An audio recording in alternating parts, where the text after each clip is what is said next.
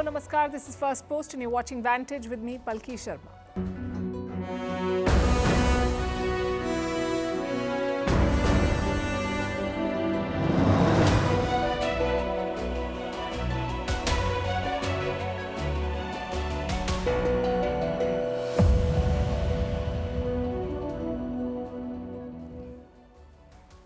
The India-Canada row remains our top focus. Justin Trudeau has chosen war and offered no proof of the charges that he's made against India. Now he's trying to rally support from his Western allies who've all issued statements but refused to sour their relationship with India to serve Trudeau's purpose. Meanwhile, the Canadian press and some leaders in his own party are hauling Trudeau over the coals for supporting Khalistanis. We'll tell you how his plan is backfiring and how the West will pay the price for its terror hypocrisy, like it has done in the past. It disregards India's warnings and concerns and suffers the consequences. Also, will this diplomatic war impact trade ties between India and Canada? Who stands to lose more? We'll discuss all of that. In other news, S. Jaishankar is back from Pakistan. He started the day with a morning walk and wrapped up with some straight talk at the SCO.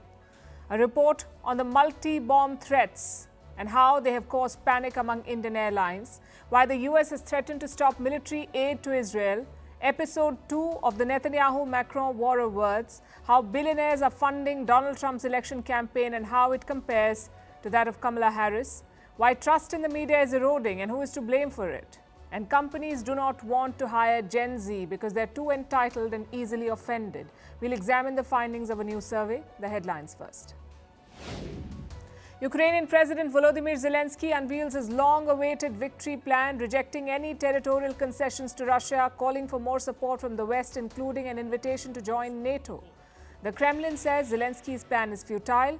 Russia has seized around a fifth of Ukraine's territory since its invasion in 2022. Will China review Intel products sold in the country? A Chinese Cybersecurity Association recommends it, says Intel products threaten China's national interests.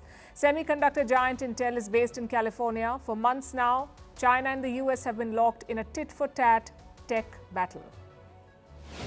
A fuel tanker explosion in northern Nigeria kills more than 100 people. Dozens more were injured. Many of the victims were trying to collect the fuel which spilled on the road. Nigeria is battling its worst economic crisis in years, making fuel a precious commodity in Africa's most populous nation. Switzerland's highest court backtracks on a controversial rape ruling. A year ago, it had referred to a sexual assault case as, and I'm quoting, a rape of short duration. This had triggered widespread outrage in the country. The court now says the duration of the assault cannot be a factor in sentencing.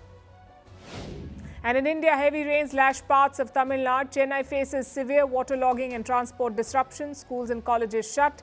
As the state government declares a public holiday, the Met Department predicts more showers over the next 2 days.